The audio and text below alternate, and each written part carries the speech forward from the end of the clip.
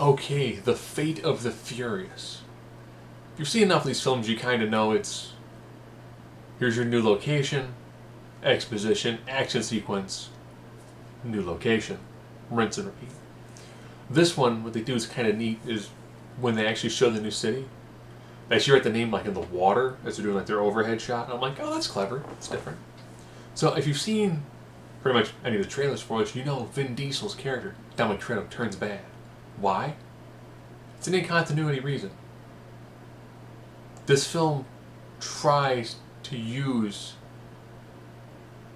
continuity from the previous 7 films. And it's actually not bad at doing that. Where they actually kind of weave a lot of the weird random bit enemies they've had into being part of the group that Charlize Theron is running. And I was like, oh, that's actually fairly clever for the Fast and the Furious franchise. But yeah, it's hard to take a film serious when they're using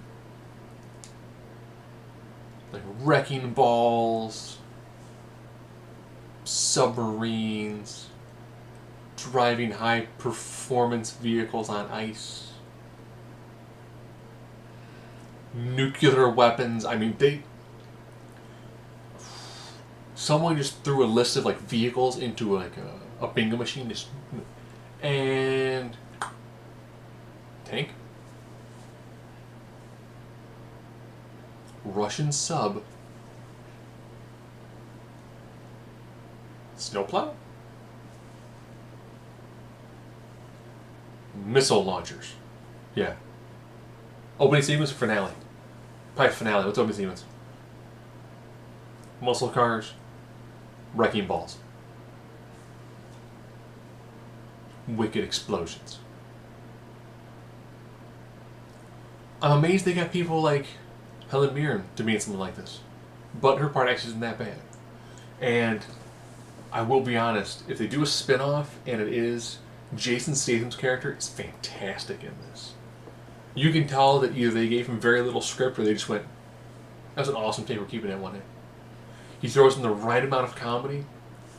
Watching him and The Rock is fantastic. And The Rock he's a great action star because when you see him, he's massive. You picture him punching somebody who's wearing a helmet, the helmet cracking and the guy being unconscious because he's that big. During one of the scenes, he gets 5 rubber bullets, he's like, pff, pff, pff. Rubber bullets? Really? Now I'm pissed. And I was like, okay. And the dialogue he has with Statham almost makes you go, buddy cop this, and just run with it. Great. Vin Diesel shows more character range than he has in the past when it comes to Fast and Furious films. It's over the top. It makes as much sense as any Fast and Furious film.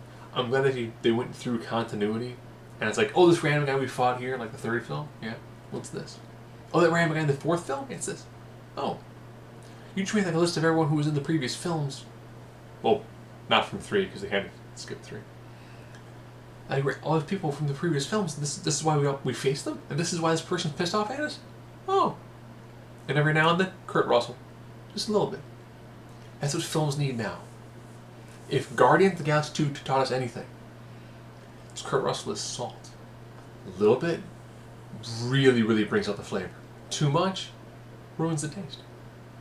So if you like the previous films, you've probably already seen this one. If you're on the fence with it, you know, they don't mess with the formula too much, but taking all the incontinuity bits to make this film, it's actually fairly impressive given the franchise.